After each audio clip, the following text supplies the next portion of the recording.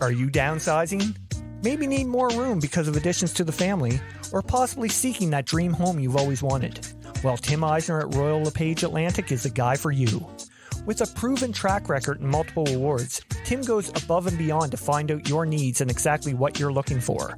So if you're seeking a new home or trying to sell your current one, contact Tim at 902-499-5717 or check him out on Facebook at Tim Eisner. Again, that's 902-499-5717. Trust me, when all is said and done, we'll be saying Tim Eisner strikes again.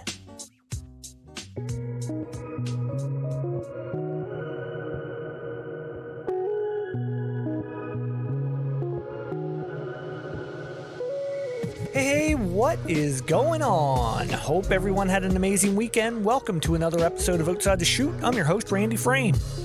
We have to throw out a huge congrats to the Aussie Steelers who captured the WBSC Men's World Cup this past weekend down in New Zealand. They defeated Canada 5-2 in the finals. We'll get into that game and the whole tournament in a lot more detail next week. We have a very special episode that will be announced later on this week. It's going to be a dandy, trust me. This week's OTC Player of the Week comes to us from the Tampa Mustangs Bell team as Natalie Cable takes home the weekly honors.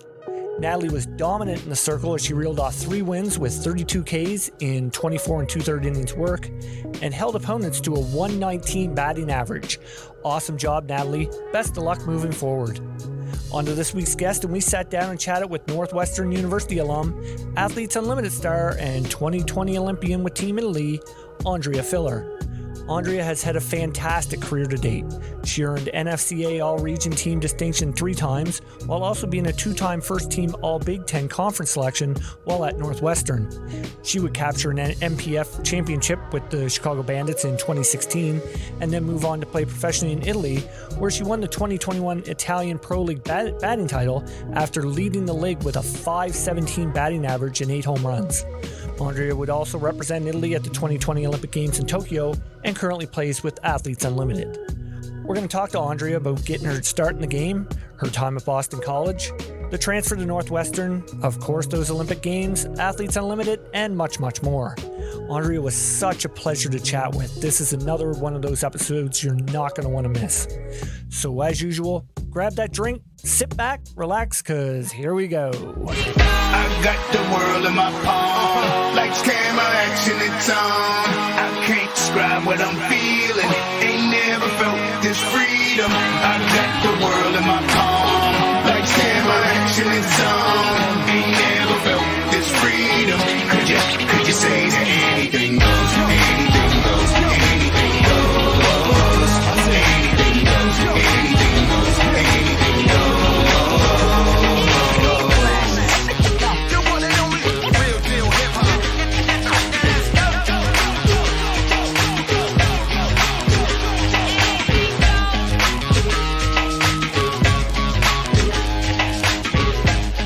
Here we go. We are happy to welcome with us today 2-time All-Big Ten first-team selection, Northwestern University alum, Athletes Unlimited star, and 2020 Olympian, Andrea Filler. Andrea, thanks so much for coming on the podcast. Hi, thank you so much for having me. How are things? Are you in Evanston? I was going to ask you. Yes, I am in Evanston. Okay, how's things going in Evanston today? Things are good. Honestly, it looks like the trees outside are about to blow over right now because it's so windy. So I'm very glad to not be outside and to be inside. But temperatures are dropping here in the Midwest. And because of the time change, it's getting dark very early. So don't you hate that? Yes. We're in that phase of the year right now. So, we're just kind of looking forward to other things like, holiday festivities and that stuff, but we're definitely bringing out the coats and the gloves. Yep, for sure. Well, you have to. And you guys are just getting over, of course, Thanksgiving last weekend. I mean, that's a whole nother holiday in itself down there in the States.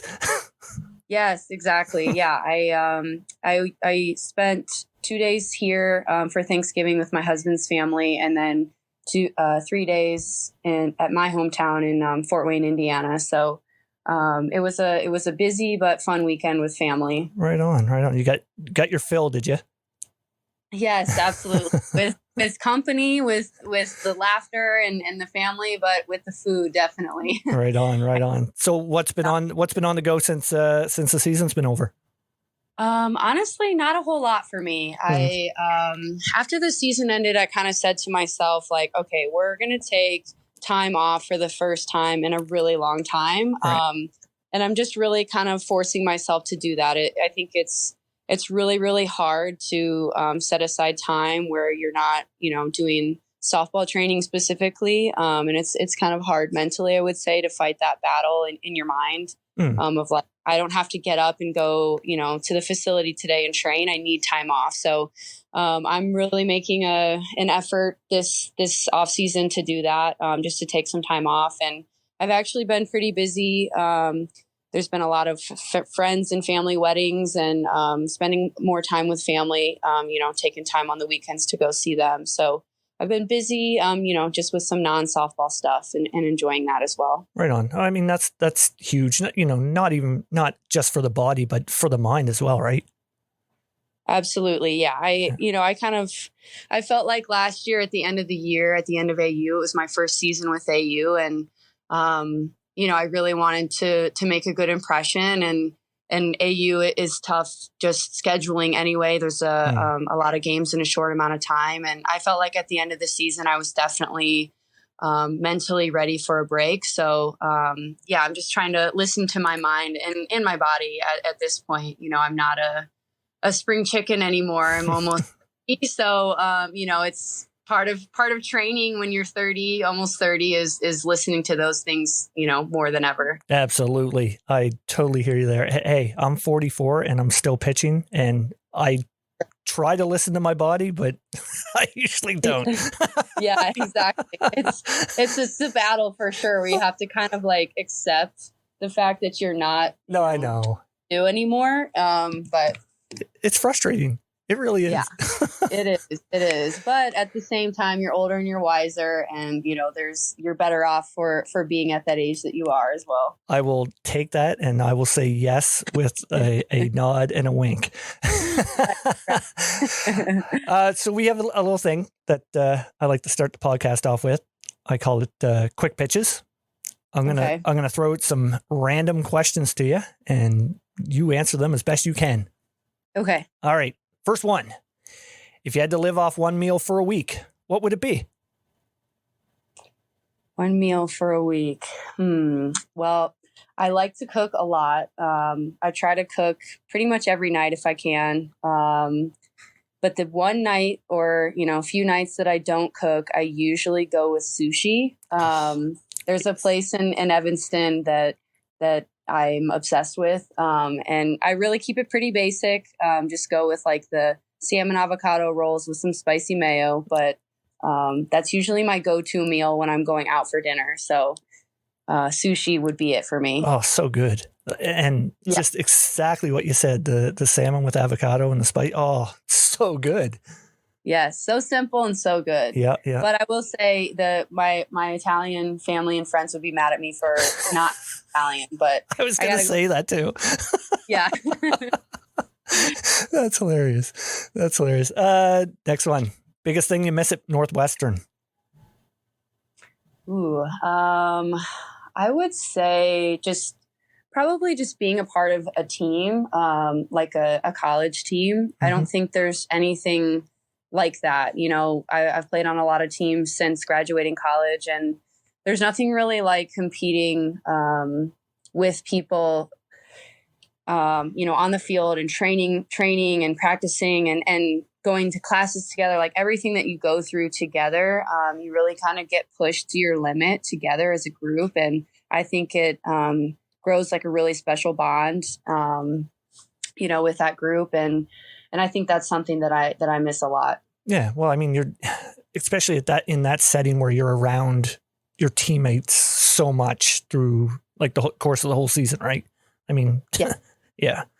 Absolutely. And you build just such a close camaraderie together. You spend so much time like on the bus, on a plane, mm-hmm. there's so much time on the field and but there's also even more time off the field, and you go through a lot together. You grow up together. It's a really unique time period in your life. So I do miss those times. Yeah, for sure. On a scale of 1 to 10, with 10 being the best, how would you rate your karaoke skills? Oh my gosh. I'm not even going to try to fake it. Like, it's probably at like a 1 or 2, honestly. Really? Wow. Yeah. I've got to be honest. Like, I'm not a big karaoke person. I like to watch other people do karaoke, but I don't have a singing voice. I don't have rhythm really. So it's pretty low for me. All right. Fair enough. If you could go back and play one game over again, which one is it? Wow, that's a good question. I'd probably have to pick the regional game of my 5th year season, which was in 2016. We played Oklahoma State. It was the game that ended my career, and it was a really, really good game. Obviously, it meant a lot because we would have stayed in the regional. It was a do or die game. But I would like to go back and replay that game because I felt like there was so many instances in the game where the ball just kind of like didn't fall our way. And, like during the game, you can feel that. And it's like such a battle. I think the game was like back and forth. Like they would score and then we would respond. And we ended up going into extra innings. And I got like a really funky I was playing shortstop. I got a really funky, like downspin chopper ground ball. There was a runner on base. And unfortunately, like just bobbled the ball a little bit. The run scored. And then we weren't able to come back in the bottom of the 9th and score again. So if I would go back, that one was a tough one. I think it was the most sad I've ever been in my life, probably after that game, but it was the end of my career as well. So if I go back, I would like to redo that one, I guess. Yeah. No doubt. I mean, it's especially looking back now when it's, your last college game and you're like, wow, if I could have done this. Right. Yeah. Exactly. Yeah. That's tough. Yeah. That's tough. I didn't revisit it for a while. It was like, I'm at the place where like, I can't even think about it, but we've moved on since then. We've played a lot of games since then and we're all good. Oh yeah. Yeah. All good things come to an end. Yeah. Time heals all wounds. Exactly. Yeah. Next one, best walk-up song you've used over your career. Ooh, best walk-up. So I'm one of those people that like switches their song pretty much every year. I kind of get like sick of songs. And so yeah, I've changed my song about every year. I would say my favorite one was this past season with Athletes Unlimited. I did a song called Get It Girl by Sweetie. And I saw it originally on a Champion commercial. And right when I saw it, it was, just a bunch of like really cool female, I don't know if they were necessarily athletes, but just females in the ad. And I was like, yes, this is my song. This is what I'm going to do. And it has kind of like a catchy, repetitive start to the song. So I gotta love them. Yeah, kind of got the fans into it a little bit. So I like that one a lot. Okay, I'm writing that down. I got to check that one out. Yeah. Next one, toughest pitcher you've had to face over your career. Ooh. Toughest pitcher. I would say probably Monica Abbott. Simply because, obviously she's one of the best pitchers in the game, but I feel like I only have ever had like one at bat for sure, maybe 2. Like we played at the same time in the NPF. I'm not sure if I ever got an at bat off of her in the NPF, but then I only got one at bat off of her in Tokyo, and I'm pretty sure I struck out in 3 pitches, which is like every hitter's nightmare. Well, you wouldn't be the first though. But yeah, so I feel like she's one of the toughest pitchers out there in the game, obviously. So I would love another opportunity to hit off of her. Right on. 2 more here. Best thing about playing over in Italy. So there's a lot of things I love playing in Italy. Probably my most favorite thing is the environment. It's the best way that I can explain it is like if you've ever seen like how fans are so invested in European soccer and like they have air horns and any noisemaker in the stands and posters, and it's just like that fandom is like also replicated in softball as well. And I think it's very unique. Like we don't really have that type of fandom here in the US, maybe a little bit in like NFL football with people like painting their faces and stuff, but definitely not in softball. I think the fans are just a little different. Mm-hmm. So I think that's very unique in that like the fans are invested in every aspect of the game, and they bring a lot to the game, even though we're a really small league and not playing in front of that many fans. You feel like you're playing in front of a lot of fans. Right. And then kind of going off of that is just the sense of community and the sense of family over in Italy is like kind of unmatched. Mm-hmm. I feel like it's funny, after every game and a lot of practices, we always have like a team meal at the field with the team, but it was always prepared by, some of the team moms, and it was like homemade pasta. And it was always like, some kind of like different variation of a pasta dish. And for me, that was always the best part, is like sitting down, kind of breaking bread, like with your family after, maybe a great win or a tough loss. And I felt like that always kind of brought us together. And especially for me, somebody that obviously doesn't live there full time, but kind of like coming into their world for a short amount of time. And somebody that also doesn't speak their language. It was a way I felt like that connected us really quickly and really easily. And just unique that they take the time out of their days to make a homemade meal for us and share, their culture and their time with me. I really like that part of it. Wow, that's awesome. Nothing like, winning or losing the game and being like, oh, well, I get to go have some spaghetti and meatballs now. Like, let's go. Yeah.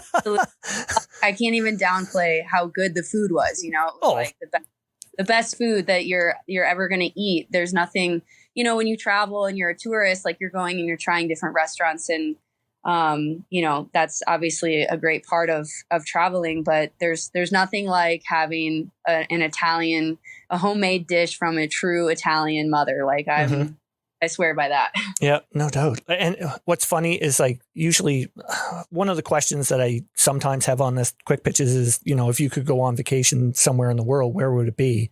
Like my number one bucket list is Italy. I want to go to Italy. It doesn't matter where it's at. I just want to go to Italy. Yeah, I was going to ask you, do you have somewhere in particular that you'd like to go, or just anywhere? Obviously Rome. Like that's a given. But I mean, you see go on YouTube. You can go on YouTube, of course, and, search destinations in Italy. And it doesn't matter where you put in. Every place looks amazing. Absolutely. I think the one fun part is that every city has its own unique culture, and they're all just a little bit different than one another, similarly to how the states are here in the US. Like Texas is going to be completely different than Indiana, so right. Yeah. That's the fun part about going over to Italy, is each region, has something specific from their region, maybe food wise, or like from the landscape standpoint, that each place is so different. And what's fun too, is you can just jump on the train quickly, and you can be, 2 hours, 3 hours on the train to a different city with a completely different atmosphere. Right.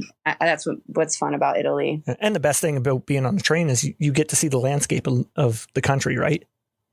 Yes, yeah. Absolutely. Oh man, that's okay. We could talk about Italy the whole podcast. I can keep going. Exactly. But I digress. We have to move on. Last one here. Go-to show to binge watch. I would have to say Game of Thrones. So me and my husband got into Game of Thrones like heavy in, what year was that? Maybe like 2018, I think. He was in law school, and we would just like, he was going to class all day studying, and then we would just like turn on Game of Thrones and watch maybe like 4 episodes at a time. And so we got really, really deep into it, and we really enjoyed it. And we even, after he took the bar exam, we took a trip to Croatia, to Dubrovnik, to see the city that they filmed Game of Thrones in. Oh, wow. Yeah, it was incredible. It like honestly looked like a movie set, which is probably why they picked it. But it was an incredible trip. And anyway, yeah, there's also kind of a fun fact or a fun story, I guess. So you know how when you have an iPhone, you can turn your phone into a hotspot, right? Yeah. So as a joke, my husband would connect to my hotspot on my phone. And so as a joke, one day I changed the name of my phone to Your Grace's iPhone, because they call like the kings and the queens Your Grace. So as a joke, I changed it to that. And so he was looking and looking and looking for my name for the iPhone to connect to it. And then he's like, "What's this, Your Grace?" I'm like, "Yeah, that's me. You can refer to me as that." That's awesome. Yeah. Oh, that's great. That is great. Actually, I got to admit, I've only seen the first episode. Oh, wow. Really? Yeah. I mean, I will say it's very long and there's a lot of characters. Like it's really, you have to pay attention. You cannot look away from the TV for, even a minute. Yeah. But once you get into it, it gets really good. There's some seasons that are a little slower than others. So you got to hang in there. But it's a really good show. Yeah. I always felt like a person that, like, at my work, if if somebody was talking about Game of Thrones, like when it was, of course, at its height, they'd be talking about it, and I'd be like, I have no idea what you're talking about. But Yes. but I always wanted to know, like, in my head, I know I'm probably gonna watch it eventually. It's just I need to bring myself to dedicate that time too. Right. Once you wrap your mind around it and accept it, then you're going to go down the rabbit hole and you're not going to come out. Yeah, yeah. But I've also heard that, the ending is not the best. Yeah, the ending is pretty controversial. I liked it. It was okay. I think that it was just a different format than the other seasons, because they were seasons of 12 or 15 episodes. And then this one finished in 3 longer or 4 longer episodes that were more, I would say, more like movies rather than episodes. Right. Yeah, they kind of wrapped it up quickly. There was less character development, I feel like. And I mean, the producers had to do what they had to do, because George R. R. Martin didn't finish writing the series. So nobody really knew how it was supposed to end. So they kind of just did what they had to do. But oh, okay. Yeah. Finished with my spiel on Game of Thrones there. All right. Well, let's get on to your career. So tell us how little Andrea got her start in the game. Yeah. So I started playing when I was probably 6, whenever you start playing t-ball. Mm-hmm. And then I really got into playing competitively about 3rd grade. 3rd grade, I started playing on my first travel team, and I'm from Fort Wayne, Indiana. That's where I was born and raised. And we didn't really have a whole lot of competitive softball in my area at the time. So, my dad went online and just kind of searched for a travel team. And he got me on a team that was in Anderson, Indiana, which was close to Muncie. Mm-hmm. And so that was the first team that I was on. We were a B level team at that time, but it was my first exposure to travel ball. And then I just kind of, caught fire from there. Then I joined the Indiana Shockwaves the year after that. We were based out of Indianapolis. So from the time I was in, that was when I was 9, up until I was a senior in high school, I played for the Indiana Shockwaves organization. And we were based out of Indianapolis and Frankfort, Indiana area. So it was a lot of driving for me.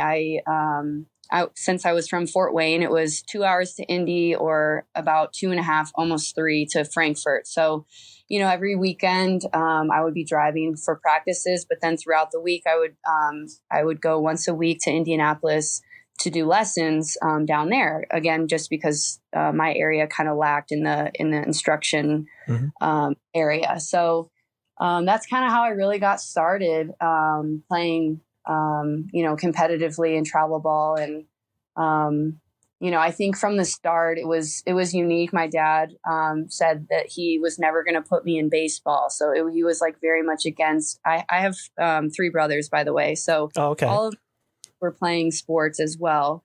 And I actually have a twin brother too. So him and I were kind of going through the sports scene at the same time. And my dad was just like, she's not going to play baseball. She's going to play softball. Like softball is what she plays. And so I think it's unique. You hear a lot of stories about people playing baseball primarily and then switching to softball. So I thought he had a unique approach on that, and, started small and just kind of like the leagues around home. And then, I was lucky enough to have him to drive me to my lessons and kind of help put me in the best position to learn, to grow as a young athlete. Isn't it crazy what, parents will do for their kids? Like I had Sis Bates on here last month, and she told the story about, her and her father getting up at 3:00 in the morning to drive 6 to 7 hours, to go to what they need to do, and then drive another 6 to 7 hours back home. Like, I'm like, your dad is crazy. But I mean, it's true right across the board as far as parents go. I mean, they'll do what they need to do to, for their child to be successful, I guess. Yeah, absolutely. I think it's unbelievable when I think about all the time, obviously the money, but, just the time and effort that they took, and just for them to kind of have a vision of where they saw us going. I don't think that like in this pursuit, I mean, I'd have to ask my dad's take on this, but like, I don't think in the pursuit, it was like, you're going to do this because you're going to earn a scholarship. Like, right. Just like the actual act of going on and like making yourself the best you can be at something and continuing on until you get there. And so, I think it was really unique too. Another unique thing is I mentioned my twin brother. He played ice hockey, and so there was not a lot of opportunities for ice hockey in our area as well. So him and I would jump in the car after school. We would do our homework in the car. My dad always said, like, right away, you have to do your homework because you're not going to do it after, the car ride and going to your lessons and your practice. So right away, we would have a snack in the car that my mom made us, which was usually, like a sandwich of some sort. And we would all do like our homework in the car on the way. And then my dad would drop my brother off at like an exit to a teammate. His teammate would drive him to practice. And then my dad would go with me to my lesson. We get back in the car. We'd go pick up my brother at his practice. And then we would grab, something quick on the way home for dinner and then go home. And that was like our routine for a long time. I think there's a lot of, looking back on it, there's like a lot of lessons to learn from it, but I'm just so incredibly grateful for my parents for, putting in so much effort to get us to, where we are today. Absolutely. Absolutely. Now, did you have a love for the game right away, or did that happen over time? I do think I had a love for the game, but I just think I had a love for competing. Right. Softball wasn't the only sport that I played. So I guess if we flash back to when I was 9 years old, I was in like every sport, but I was also in dance. And so it's kind of funny because I have no rhythm. So about me dancing is hilarious, but I was in dance and like did it pretty heavily too. So I had to decide if I was going to stay in dance or if I was going to pursue travel softball just because of how much time it took. So, obviously I decided, to continue on with softball. Who knows where I would be if I went into dance, but anyway, I just think I had a love for competing. I have 3 brothers. I'm the oldest, but I just kind of grew up like surrounded by them, we were always playing some type of sport, whether it was, in the cul-de-sac with our neighbors, with our cousins. I have 2 older male cousins. I have a lot of cousins, but those 2 in particular, I was always with them. We were always together. And so I guess a funny story kind of looking back too is we would always go over to our cousin's house and my whole family played ice hockey. And so we always played mini sticks, and I'm sure you're familiar. Very familiar. Yeah. So what's funny is we would always we had like a legit like playing area set up. So it was like this area in their basement, this unfinished area in their basement, and like they like laid carpet down, and we had like full-size nets, and they took like old sticks that broke and they would like cut them down into mini stick size. And so there was like a whole art to playing this like basement mini stick game. And we would have like music from like all the NHL games playing on the, on the speaker and whatever. So that's just setting the scene. But like I was always with them and I was always competing with them, and they would always put me in net because I definitely had no like stick handling skills. So I was always in net. But what's even funnier is I was in full gear. Like I was fully padded, helmet, chest protector, the leg pads, whatever. And so, just like years of being surrounded by like these older cousins and my brothers that were so competitive, and I would like see them get in like fist fights and like yelling matches and whatever. I feel like it like kind of like set the base of like me being competitive. But I always kind of felt like a little of that like underdog, Yep. I was the underdog. I didn't play hockey and I was the only girl. So I was always trying to like I always wanted to beat them and prove to them that I belonged. So I kind of credit them looking back on it for like starting I feel like naturally I had a fire for being competitive, but I feel like they kind of like definitely kicked that off for me. And then, I played a lot of other sports. So I played basketball and volleyball and softball. Those are like my 3 sports. Wow. You have no idea how much I can picture that vividly. Growing up here in Canada, I mean, hockey's our thing, right? Like, yeah. And I can picture that so vividly, being in the basement. Like, it doesn't matter if it was, it could be mini sticks, it could be cut off sticks, it could be full on hockey sticks. That's right. Just what we did up here. And the fact that you added in the music, that's even better. Oh, the music was the best part. Yes. It was like, there was a warm-up mix, like a specific warm-up mix.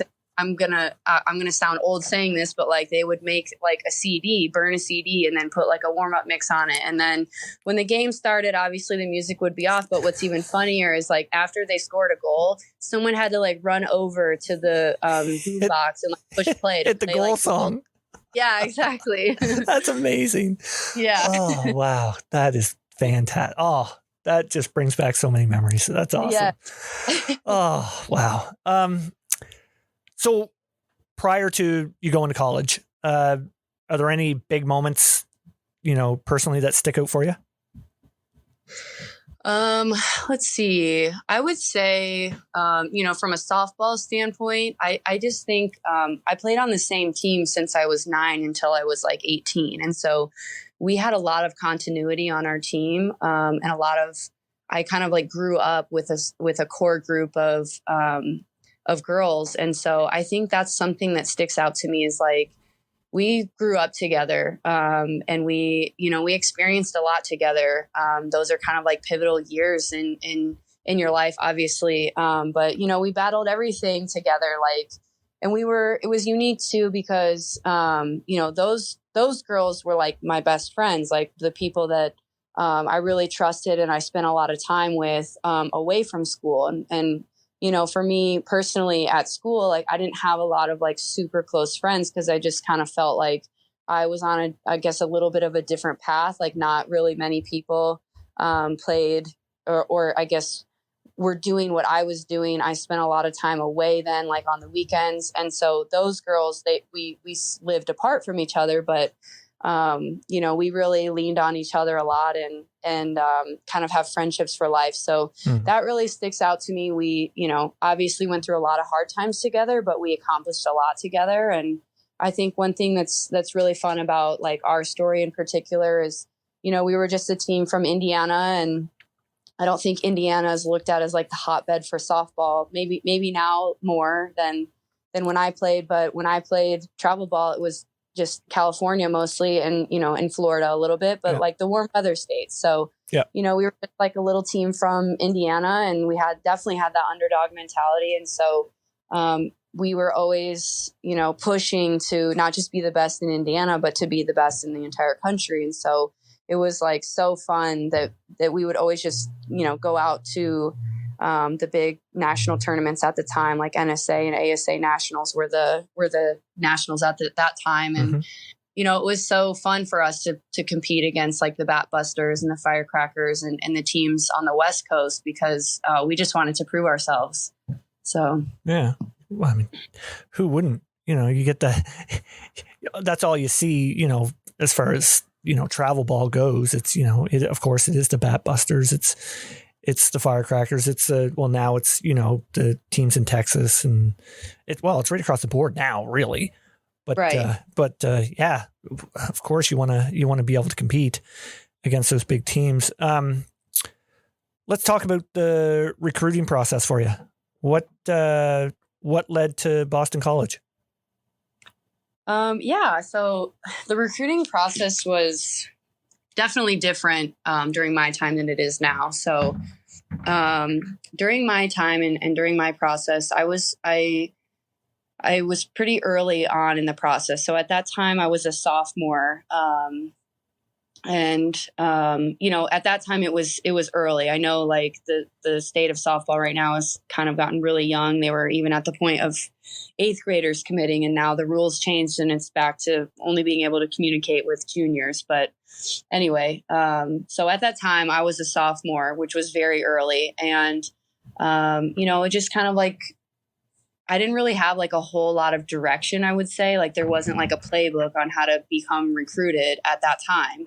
You know, you just kind of like did whatever your head coach said would be the best way to show your interest in school. So before our national tournament, my freshman summer, the summer of my freshman year, the tournament website had like a list of all the schools that were going to be at the tournaments. So I just kind of went through the list and I just started like making a list of all the schools that I would be interested in. And I think one unique thing about my parents is they really emphasized getting a great degree and going to a top academic school. So, you know, I always included those on my list because that was, you know, a really big emphasis for my family. So, I played that tournament, and I think that was like my first exposure to colleges. And then, you know, my sophomore year, the winter of my sophomore year, I got an email from Boston College, and they emailed me and said, you know, sorry, we weren't able to make it out to your tournament, but we'd love you to come to camp. And so, just, you know, in collaboration with my parents, who decided it would be a good opportunity. So I went out to the camp and, you know, saw the campus, really, really liked the campus, liked the area. And after the camp, they offered me a scholarship. And so, you know, it was the first offer that I got. And it was obviously really, really exciting for me and my career. And so that's kind of what led me to BC. I think I got the offer and I really took it right away. I didn't take a whole lot of time to consider anything else. It just kind of like aligned with the goals I had for myself academically. So yeah, after they offered me, I kind of took it, and that's how I ended up at BC. Right on. So what's the biggest thing to remember about arriving on campus? Oh, wow. That's a big hockey college too. Like, yeah. You were probably like, man, there's a lot of people here that can play mini sticks. I know it. Yeah, right. No, BC like culture was, hockey culture was great. I loved going to the hockey games, probably slightly more than even football and basketball. It was just really unique, and obviously I had a special connection to it. Yeah, I think, you know, just as any freshman, arriving on campus, it's nerve-wracking. It was the first time that I'd ever lived away from home, but I was also, you know, 13 hours from home. So I was this little Midwest girl going to the East Coast. And, you know, I think I remember like people's accents were a lot different. I would definitely say, like, in Boston. Yeah, exactly. You know, I'm used to kind of like the Midwest Midwestern charm, like the people holding the door open for you and how you're doing as you're walking, down the street. And like, once I got there, it was like, whoa, okay, we're not saying hi to each other and we're definitely not holding the door open for each other. Yeah, so watch Good Will Hunting. Yeah, exactly. So I would say that part like kind of threw me off. Like it was a little bit of a culture shock, but I think as, any freshman that's kind of getting used to their new routine, it was just, there's a lot of change. You're meeting new teammates and you have a new practice schedule now and you have to learn a lot. You have lifting and classes and just a lot of responsibility that's all on you at once. So, I just remember trying to like keep my head above water and get my feet underneath me. And I was lucky that I had a good group of seniors and fifth years that kind of embraced us as the freshmen, took us under their wing and helped us out a lot. No, see, that's that's one thing that I don't think a lot of athletes realize is, especially moving away from home and trying to, adapt to living by yourself. And I guess you're not really living by yourself. I mean, you have your teammates but at the same time, you're more independent. Right. Absolutely. Yeah. I think, like I mentioned before, it's just, you're everything is new and you're wanting to make an impression on everyone and everything, and like prove yourself. And, you have that aspect of it as an athlete. And then you have the other side of it as a student. And I think that's the challenging part too, as a student is you're in a brand new environment. You're in much larger classes. You probably, depending on what type of class you're in, you get 2 grades a year, your midterm and your final, and maybe a participation grade. So, it's on you to manage your studies throughout the year. And I think that's something that's kind of an unexpected change from high school. Yeah, I'm sure it's overwhelming for, quite a few people for sure. Yeah. One thing I like to ask all my guests that played NCAA, do you remember your first game? If I'm being honest, I do not remember my first game at BC, but I remember my first game at Northwestern. Oh, we'll get to that one. Okay. Yeah. So do you want me to elaborate on that one? No. We're going to elaborate on that one. But your first game at BC, you were 1 for 3, single up the middle in the 6th on a 0-2 count in a 3-2 win over Delaware. There you go. Oh, all right. Yeah. That's awesome. There Thank you go. You. So, what was your biggest takeaway from that freshman season? Because, you talked about adjusting to life and everything, but as far as personal development in the game, what was your biggest takeaway? Well, I'm not going to like sugarcoat it. I would say that my freshman year was hard because I was used to being on teams that won a lot. And when I got to BC, we really didn't win a lot of games. So that was really hard, just learning again, like learning what it means to lose and like why we're losing, but then how to, stay together as a team when you're losing. There's a lot that losing, forces you to think about, I would say. So that was the challenge for sure. And I was very not happy with that. Like I for the next year I was like, this isn't the way that I'm seeing my college career going. So like, I need to work harder. We all need to work harder. We need to be ready to go. There was a lot of changes, I would say, that like losing a lot showed me. And so I think that was great. A great lesson to be learned. And then, just personally, I think the level of the game is just a step above, what you were used to in travel ball. So, players are faster, stronger. They think the game's a lot smarter. So I think that was, a big thing that I had to adjust to as well. Just that players are better at this point. Everybody's good. So, I had to rise to that level. And, I just remember my senior catcher. So when I was a freshman, I played second base at BC. And I'll never forget, we were practicing bunts and I was late to the bag covering first base. And my catcher, the catcher threw down, she didn't even wait for me to be there. She threw it down, nowhere near the base to even catch the ball. And I'll never forget, like, she yelled at me during practice and she was like, you have to be there. Like, there's no excuse. Like, that's your job. You have to be there. And I'll never forget that, because it was like the first time that like I had a teammate that, number one, like expected me. I mean, that was my job, but like expected more out of me. But then number two, like held me to that standard. And I thought, that was awesome to have that from somebody, because it was a different type of accountability coming from a teammate versus a coach or a parent or, somebody that teaches you the game. It was a different level of accountability that I felt. And I was like, okay, I'm never going to miss my coverage ever again, So I feel like those are just, that's another thing that I remember from my freshman year. Right on. Now, you got hurt your sophomore year, didn't you?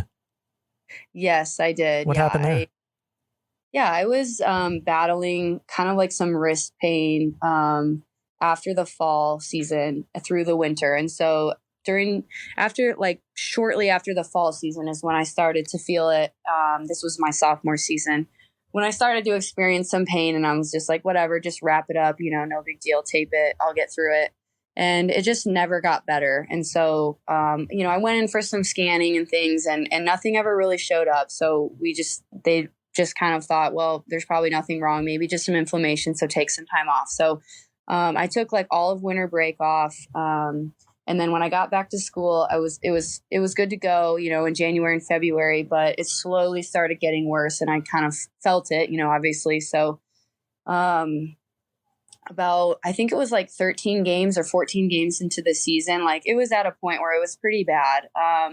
But it was also unique that I was a middle infielder, but we had a pitcher. I pitched in high school, and we had a pitcher that needed a shoulder surgery. And so she was out, and we needed somebody that could pitch. So I was like, all right, I guess I'll try this out. So I also started pitching that year, in addition to like doing, regular middle infield defense practice and hitting. And so, I just think like I had a lot of extra stress on my wrist. And so I remember specifically we were playing at UNC, against UNC, and I was pitching in the game, and I had my wrist taped because my wrist hurt so bad, which, is not right. What are you doing pitching?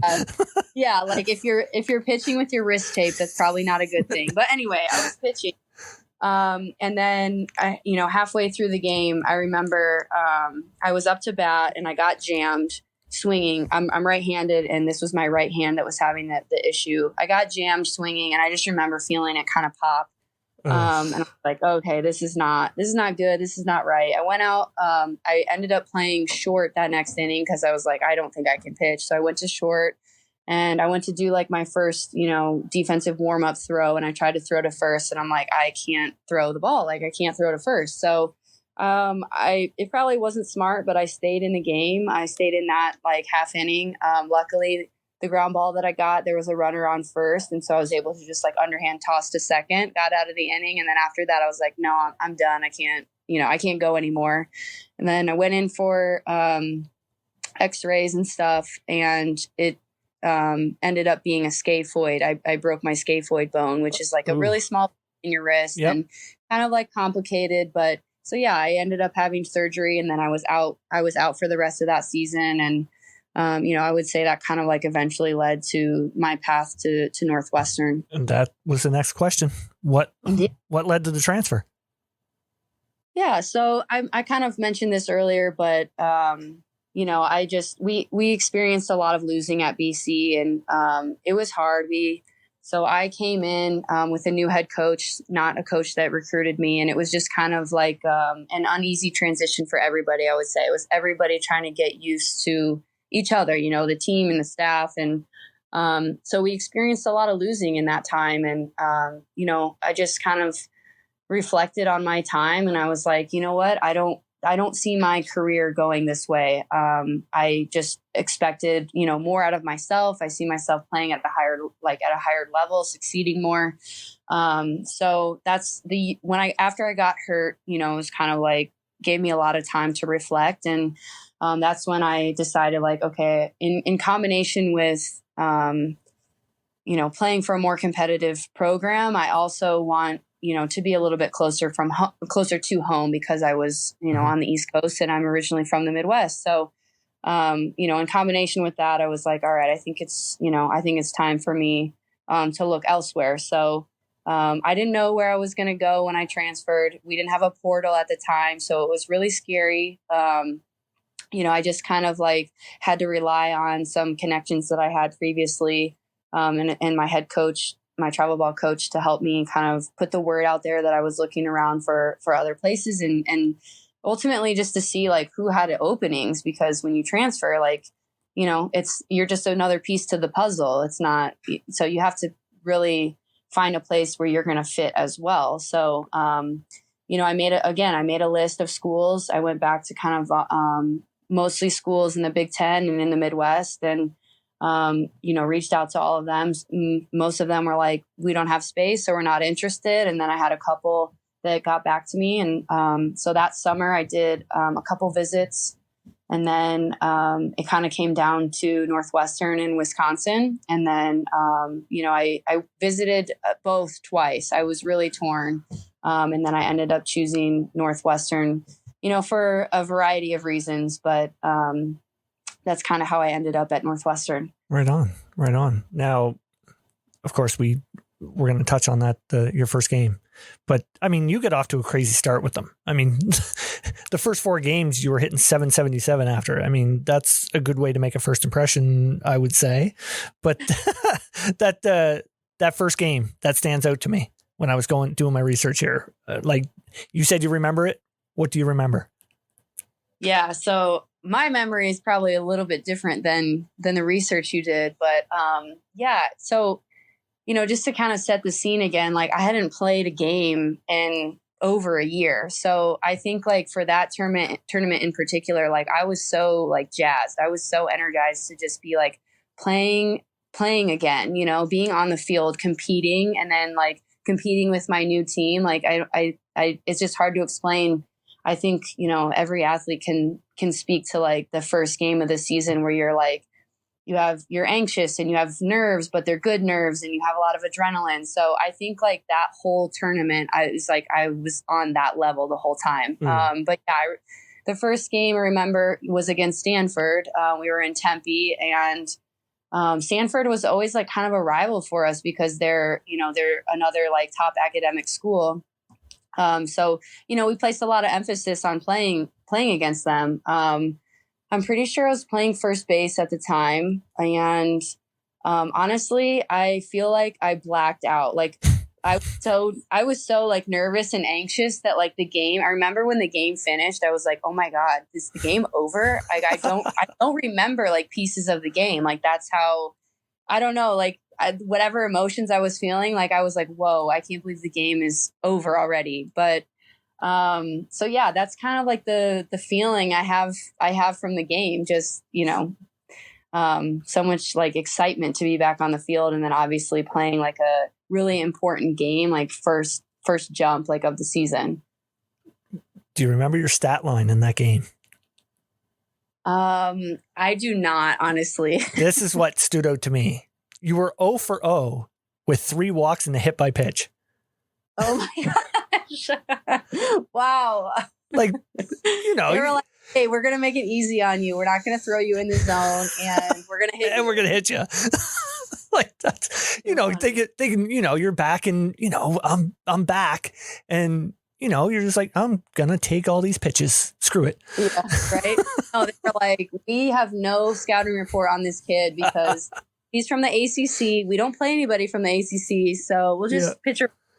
Oh, that was great. I honestly, like when I do my research, there's times where I laugh, and this was one of them because I was like, yeah, this is crazy. Right. Yeah. Yeah. So, of course, your time at Northwestern, what are some of the memories that stick out for you, whether it's on or off the field? I would say, so one part of like the programming for the year, I guess I would call it, at Northwestern is we have this specific time, between when fall ball ends and, before you go away for winter break. we have this time, like we named that phase of the year and we call it phase 2.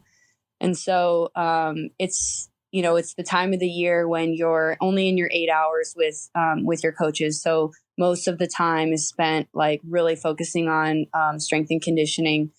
And so, well, and then, you're doing a lot of individual work with the coaches. So like small group practices. But that is such a unique time period for our program, because it's the time when you're just like really pushed to the edge with your strength and conditioning workout. And so it's kind of like an iconic time period, I guess I would say, for Northwestern players. If you ask anybody, hey, what did you think of phase 2? Everybody would be like, oh my gosh, it's the toughest time ever, but I think it's very unique because it like brings everybody together. Like I truly believe like going through hard stuff together brings the team together. So I would say that, that time of the year is just something that really sticks out to me, that is really challenging, but you finish it and you're just like so relieved, and you can't believe, you just did this really tough conditioning test and you did it together. And so specifically that, but I would also say we usually celebrate Thanksgiving and Christmas with a dinner at Kate, our head coach's house. And so I think that was another unique thing about Northwestern that I really liked. I really enjoyed that, is just our coach opening her house to us, letting us all come in and then having like a, home cooked meal together. And we also have a tradition at Northwestern that came from our coaches and I think their family, but it's called the Quake. And so we do this at Thanksgiving, but every year a Quake is like a small cup, and, traditionally you fill it with water or whatever, some type of drink. And I mean, we had to edit that now a little bit with COVID, but you fill it with something, and one person starts with a cup and they say, I drink from the Quake and I'm thankful for. And then, you list off, some of the things personally that you're thankful for. And then you drink from the Quake and you pass it on. And I think it's just a really unique way to express gratitude with the people in the room, and then, do it together and share in that moment together. So I really like, those things. And then I would say just Northwestern in particular, we're a little bit different, in terms of like our student body and the size of our school. So what I really loved about Northwestern was just the community feel at Northwestern. We shared a lot of facilities, and not just like softball and baseball, but like we shared the same facility as football when we were inside. So it was really unique that we had a lot of exposure to each other, like all the programs. Oh, that's pretty cool. Yeah. Yeah. And I felt like it kind of like brought all the programs together, and we all supported one another kind of in a different way, I would say, than some other schools. And so it was really fun. I really enjoyed just like, seeing a lot of like baseball players, football players, other athletes, just walking around and having a close relationship with them. Man, that's awesome. That is pretty awesome. So that college season ends, like that was 2016, correct? Yeah. Yeah. Yeah. So how did you end up on the Bandits in Chicago? Yeah. So, the Bandits are kind of next door to us. But Tammy Williams is obviously Northwestern graduate, and she had just retired from the Bandits. And so I kind of had a connection through Tammy to the Bandits. At the time, I was definitely sure that I wanted to continue playing, but I just didn't know like in what capacity. I didn't know if I would be somebody that would be drafted. I just didn't know like kind of where I stood in that space. And so Tammy connected me with the Bandits, and they said, hey, we have space for you. If you'd want to come on as a free agent, we love to have you. So I didn't really declare for the draft. I already knew that I was going to have a space like on the Bandits. So I just decided to sign with them as a free agent and kind of forego the draft. And how I ended up on the Bandits. Wow. And that year it worked out perfectly, didn't it? I mean, you won an NPF Championship. I mean, yeah, exactly. It was a really fun first experience for me. I was lucky also that Michelle Gascoigne was in her first year coaching at Northwestern, my 5th year, and she was also playing on the Bandits that season. So, I had a connection through her as well. It was really unique, I would say, going from being like having a coach to player relationship then to being teammates and having that relationship. But it was a really fun first season for me. I really enjoyed getting to know a lot of different players from different backgrounds.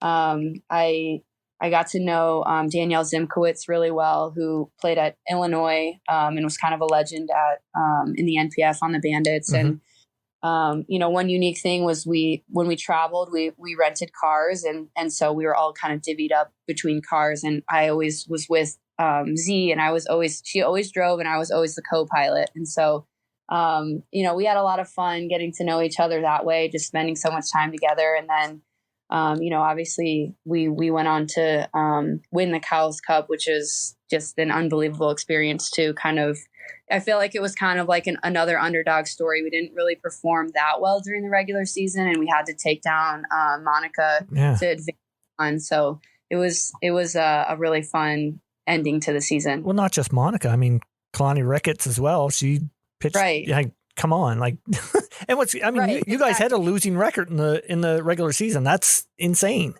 Right, exactly. So, I think it's just another testament to like, the kind of the team camaraderie that we had. I felt like we were a close group. We loved to like have fun with one another and to compete at the end of the day. So, it was a fun ending. Right on. So how did the journey to Italy take place?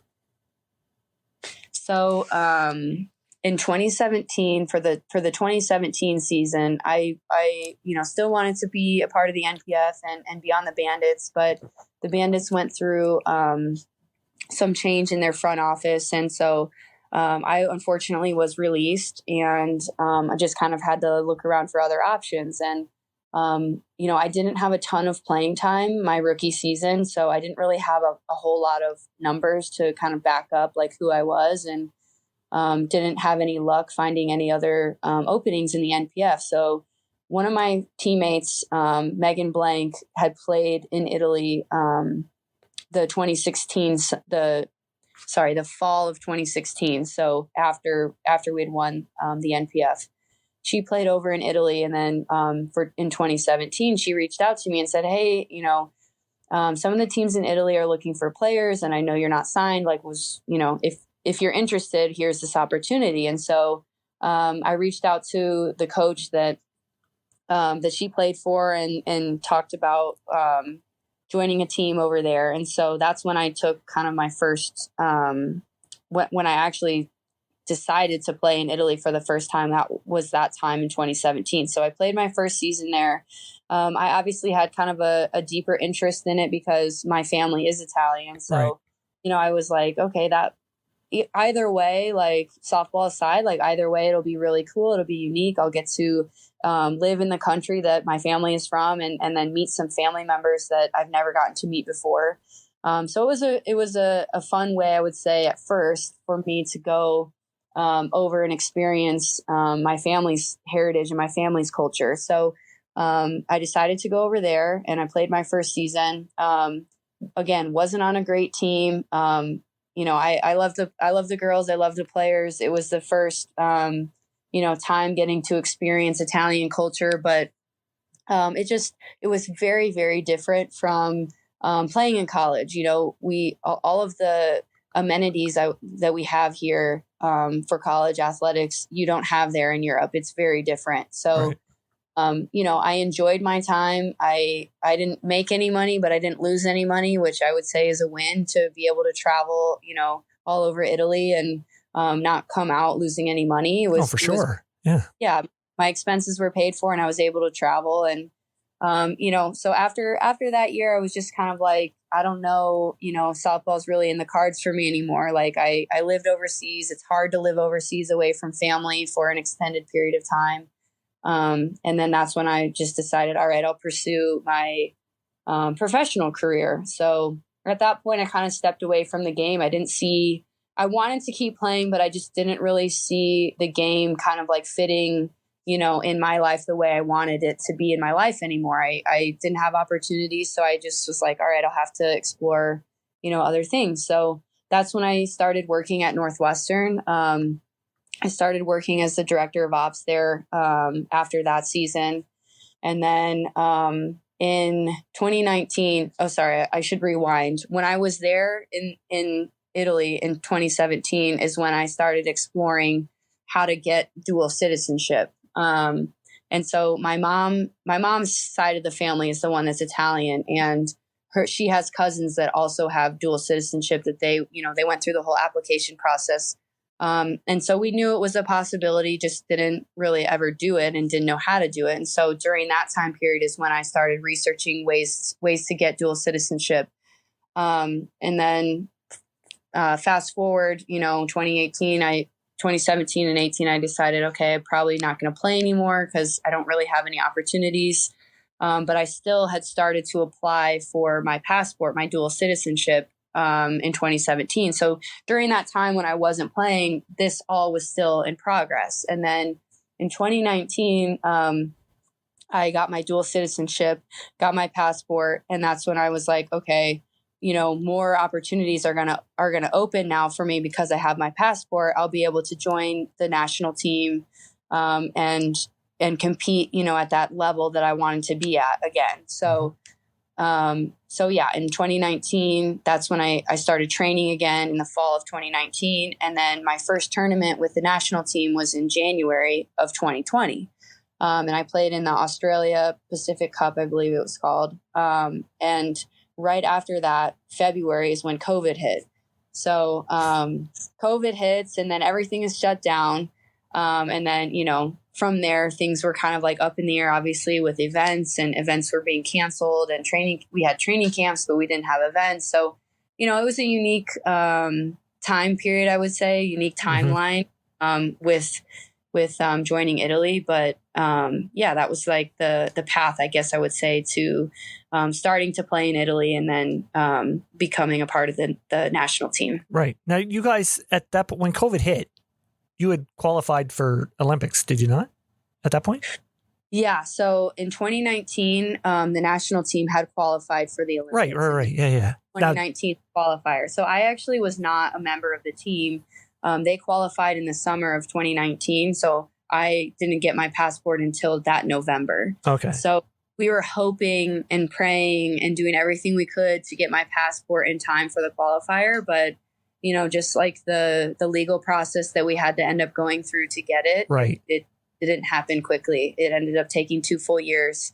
So I joined the team after they had qualified. Holy cow. Like, it's one thing, of course, all the girls going through competing to qualify, and then you going through the legal process to get there. I mean, that had to be pretty emotional after getting approved, saying, like, then you realize, oh, wow, I get to compete at the Olympic Games. Like, that had to be amazing. Absolutely. I think for me, like, obviously I had the goal to make it to the Olympics, but that was like so far away from, what was like the focus in my mind, right? Because I didn't know there was so much that was going to have to happen in the in-between to make it a reality, that I was like, let's just focus on like here and now and what I need to do now. So like the first step was, I have to get in shape. Like I need to do what I need to do to make the team, like, and to make the team fair and square. So, I had the opportunity to play in the Australia Pacific Cup, and like, that was my first event with the team. And I had never met any of the other, players on the team. I had played against them in my first season, but that was 2 years right. before that.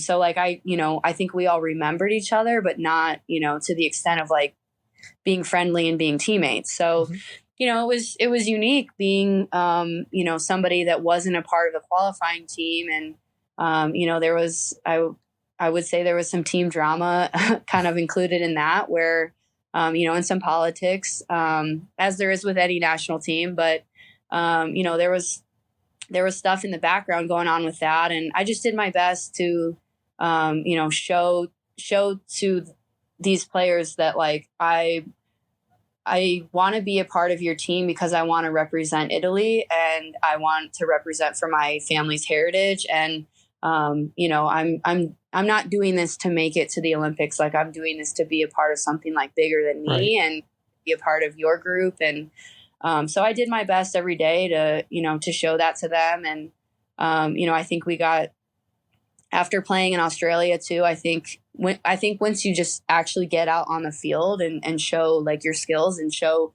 who you are as a teammate, but like what you bring to the field, I think that changes people's minds quickly about who you are.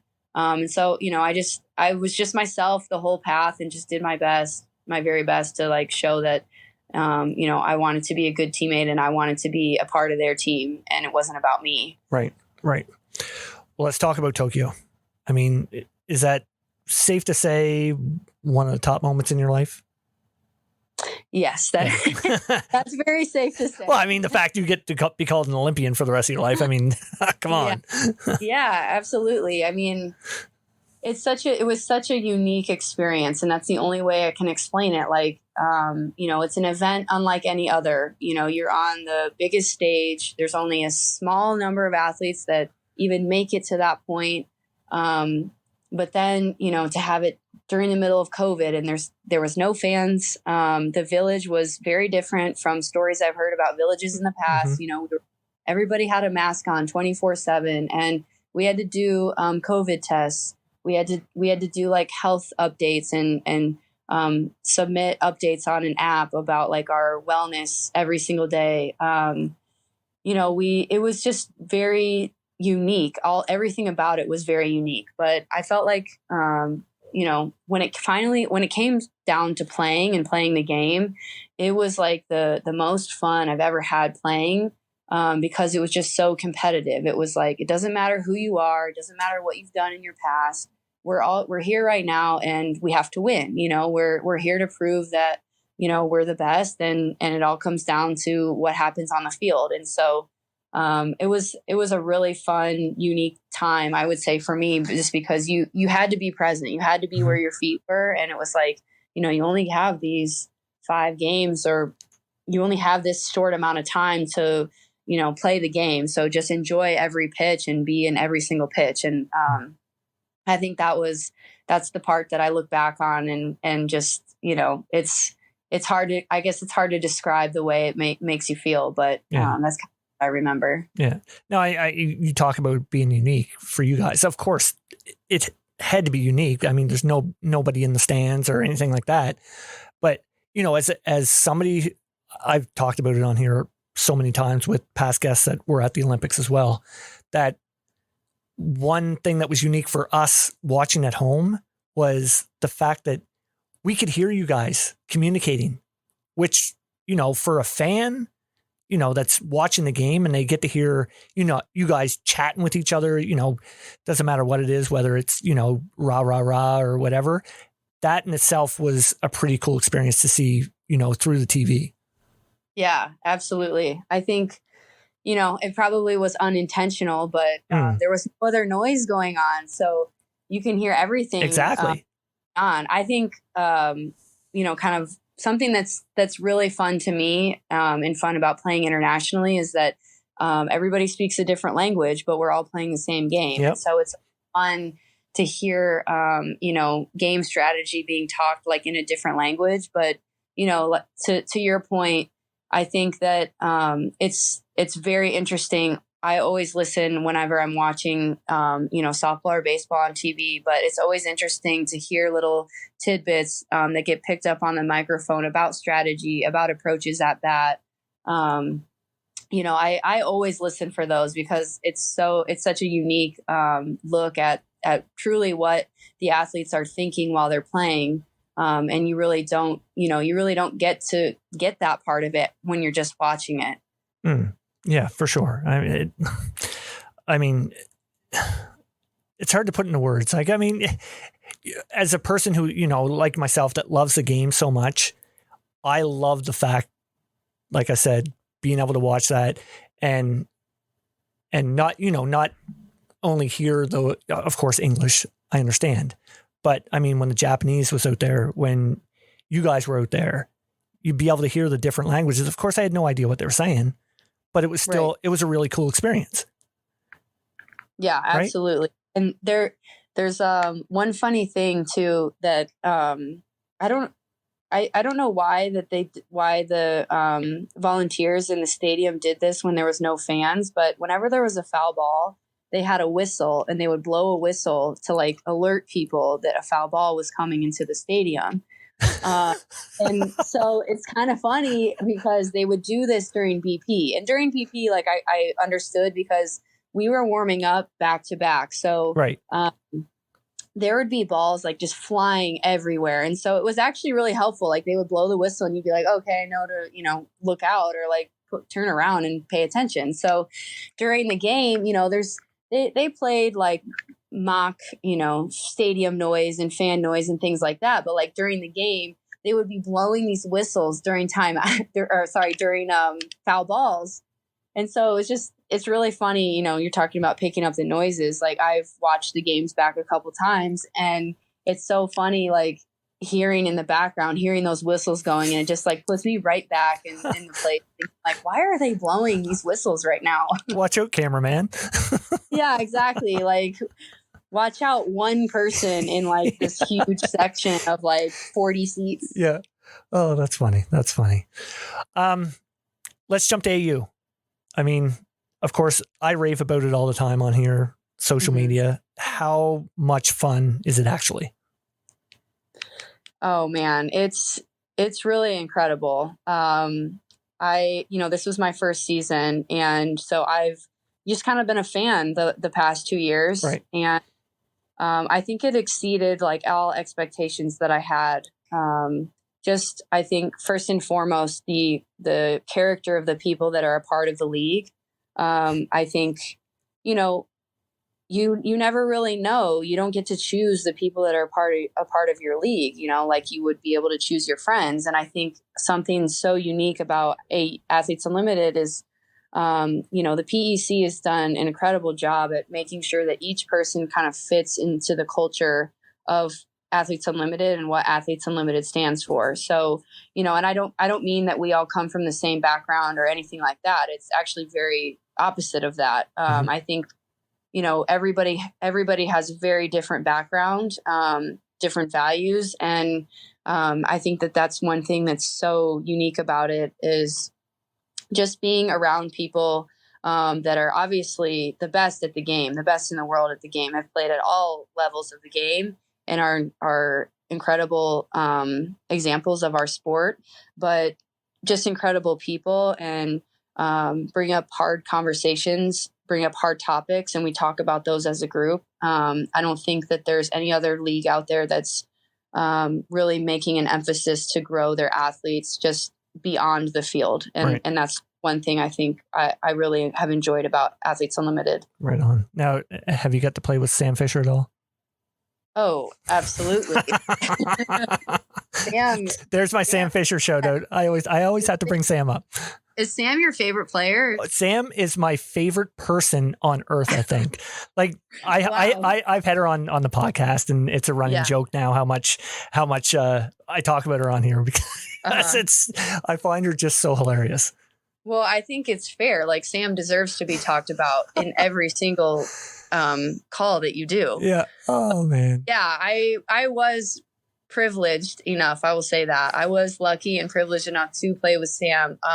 She was actually on my first team at AUX. Okay. I felt really fortunate. I felt like Sam and I connected right off the bat. Just by our age, we're older. We're players in the league. We kind of have a similar history. We played in the NPF. We played internationally, but also that we played for universities that were, not in the SEC, not in the Pac-12. And so we played for some smaller schools that, weren't on ESPN at that time. Right. And so we kind of, I guess, related to one another, that we had a similar experience in our sport and coming from a similar place. Just by that. But Yeah, Sam is incredible. She's probably the smartest person I've ever talked to. Obviously, everybody knows her infatuation with Harry Potter. And chocolate milk. Yeah, and chocolate milk. Infatuation's maybe the wrong word, but yeah, it's true. like guiding life principles from Harry Potter at this point. Yeah. But no, I feel like Sam and I really connected during a game. She was playing third and I was playing second, and she got a quick ground ball.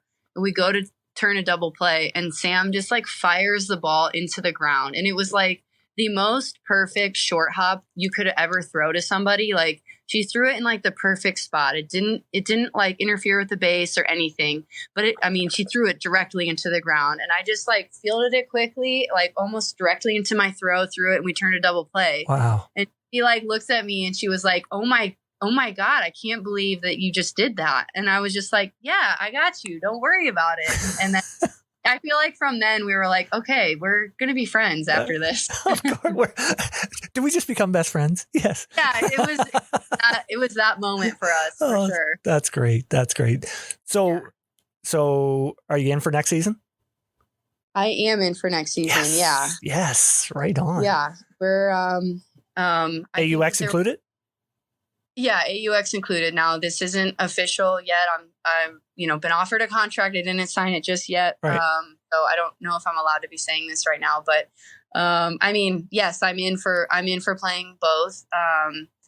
And yeah, I'm excited for season 2. I think I think with anything that you do for the second time or the second year, it's going to feel much different for me. Mm-hmm. And I'm really excited to just have my feet underneath me already and kind of know what to expect. And I'm excited just for another season surrounded by incredible people, incredible softball players. And then obviously just to see the league continuing on and having so much success that, we're renewed for ESPN for another year and gaining more traction that way, I think is just incredible for our sport. Oh, rightfully so.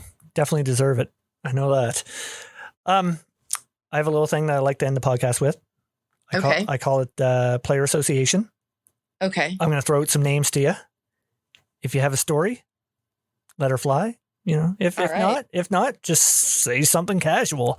Okay. All right. First one is Sammy Netling. Oh my gosh, Sammy Netling. Okay. Sammy was like my little sister. So funny story about Sammy and I. So her and I became like hitting partners at practice. So we did every station, every drill her and I did together. And so I would say like at the time, neither of us were really like great at solving our own problems. So like we really heavily depended on Carol, our hitting coach, to like instruct us. And we were huge like feel players. We had to feel it to like understand it. So it was kind of like a running joke between the two of us that whenever like something was felt like slightly off, we would just be like, Carol, can you come over here? And like totally like whatever she was doing. But like, for better or worse, we were hitting partners. And, I think her and I both had like a similar aspirations and similar drive to like want to be great and like lead our team and be successful against, anybody that we were going to face. So Sammy was kind of like my little sister, and she lives in the area as well. She lives in the city. And so I get to see her every so often, and it's whenever we see each other, it's like no time has passed. So she's my girl. Awesome. Next is Emily Carasoni. Oh, okay. Emily is by far the funniest person you will ever meet in your life, like hands down. Aside, I will have to say Sachelle Palacios is on that level. Oh, I had Sash on the podcast. She's awesome. Oh my gosh. Sash is the funniest person, but Emily, like just for me, her and I just like obviously went through so much together with the national team and everything and spent a lot of time together. So Emily is by far the funniest person you'll ever meet. Her sense of humor, like there'll be times like we're in practice, we're like in a really serious drill, and I'm just like, I can't stop laughing at her. And I'm like, I have to walk away because I'm going to get in trouble if I stay around her. But okay, I'll give you a funny story about Emily. So obviously her and I, we don't speak Italian. Did our best to pay attention, to listen, to pick up words here and there. But Emily's pronunciation and just kind of like overall understanding of the words was like pretty low. And I think she would admit that herself too.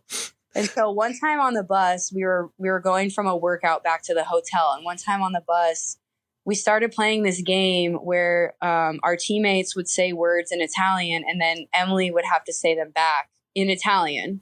And so, you know, they started off, of course, with like really hard words, with words that you have to roll your R's. And Emily was just like totally not understanding the word to begin with. And she was just saying like all kinds of crazy stuff that she heard from the word, but it wasn't the word at all. And like we were in tears. Like everybody was in tears. It was great. Oh, that is awesome. I the funny thing, like doing my research, I'll go and like look up anybody that I have on Player Association. I'll go on YouTube and make sure I get their name right. Right. But there's like interviews with Emily. Of course, she's with Auburn, is she not? Yes, she is. Yeah. And just here, I was like listening to her talk. I was like, how is she on the Italian national team? Like, right. Like what? Like, she has a little Southern twang. Yes. Like, yeah. Yeah. Oh, that's funny that you see. I can totally picture that now that you said that story. Like that's hilarious. Yes. Two more here. Friend of the show, fellow infielder from AU, Sis Bates. Oh, Sis is the best. I mean, an incredible person, like the sweetest person you will ever meet. Mm-hmm. I feel like I totally did not expect to connect with Sis or be friends with her.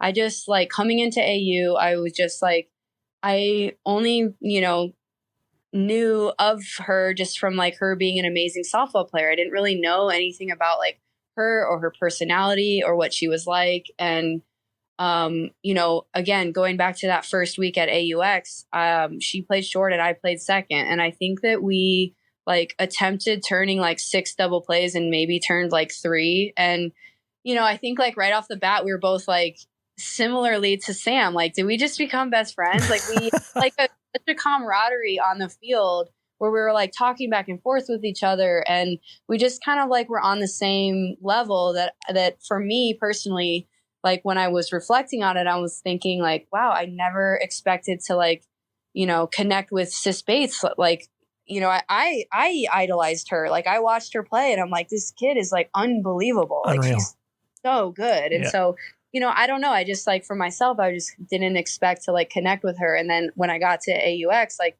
I got to know her really well and her personality. And, she's just such a genuine person. So, on the field, we connected right away. And then off the field too, like she's just so easy to be around. And, it's funny, like, we have a lot of downtime at AU and her and I had a conversation one time and she was like, I don't know what it was, but like, I just didn't expect you to be like who you are. And, it was just funny, like hearing her like vocalize that because I felt the same way. And she was like, yeah, I just, I knew you're from Northwestern and I always had this idea of like what Northwestern players were like. And I just like wasn't expecting you to be like so nice and for like us to get along. And I was just like, it was just a funny, like, come to moment where we both were like, we were both like, we're so happy we're friends. Yeah. Oh, that's awesome. That's fantastic. Yeah. And I mean, Sis is one of those ones that, like, I feel like her attitude and the way she plays, it's very contagious.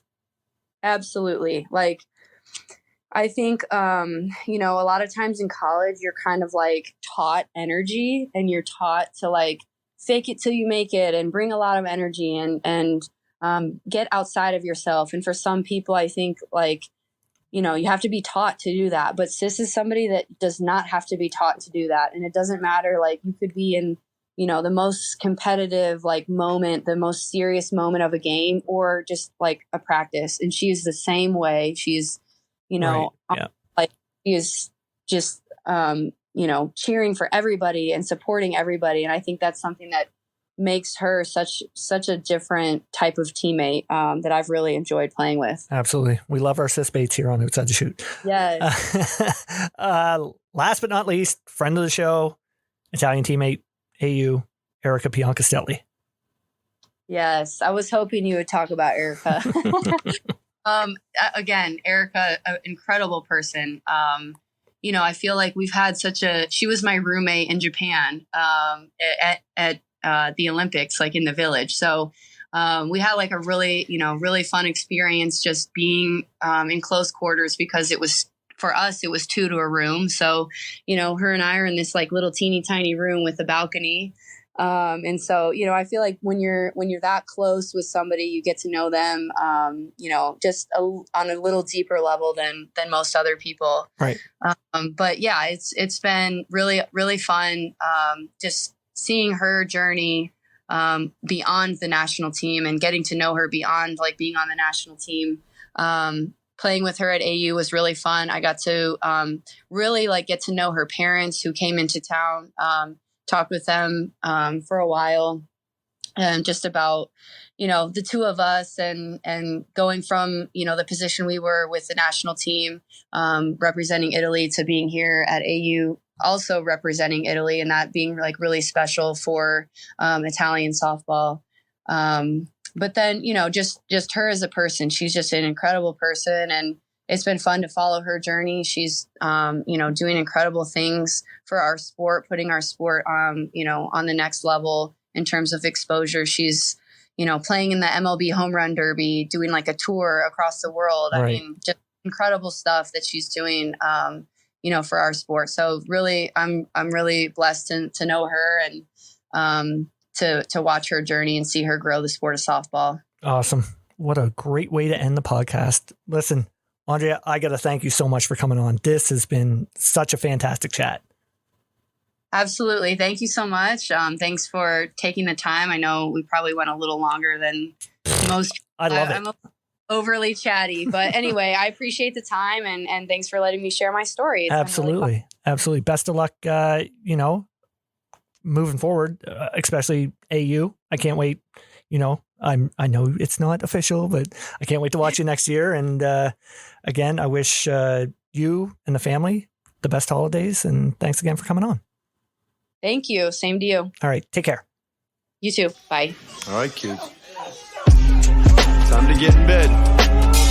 Santa's coming soon. Okay. Can you read a book? All right, just one story. All right. Here we go. On a night so silent night, stay by the fire, baby. It's so cold outside. 'Tis the season. It snow. It's already 10 below. Find the love out here on this Christmas night. The bells are ringing. Okay, we'll grab the decorations. Don't forget tradition. Baby, it's cold outside. You need to get your mittens. Hang the mistletoe and write your Christmas wishes. It's better to give than receive. Show the kids the difference. Cause this year has been a tough one. I'm just trying to celebrate and spend it with my loved ones. Spread some cheer, pouring festive beer. I appreciate the blessings I was blessed with here. Uncle Chris and Aunt Lee are reminiscing on the front porch. Little Tay-Tay trying to build another snow fort. I hear the church bells ringing. I'll be there Christmas Eve with my family all singing hallelujah, hallelujah, hallelujah. I said we be all singing hallelujah, hallelujah, hallelujah. I'm saying.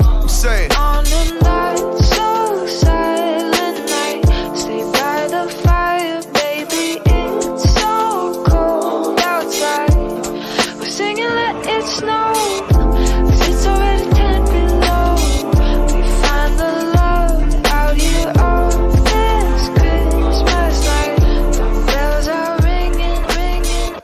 Okay, well I'll be ready with the lights on. Got the decorations up, it's taking me all night long. Log on the fire, put on my ugly sweater. The children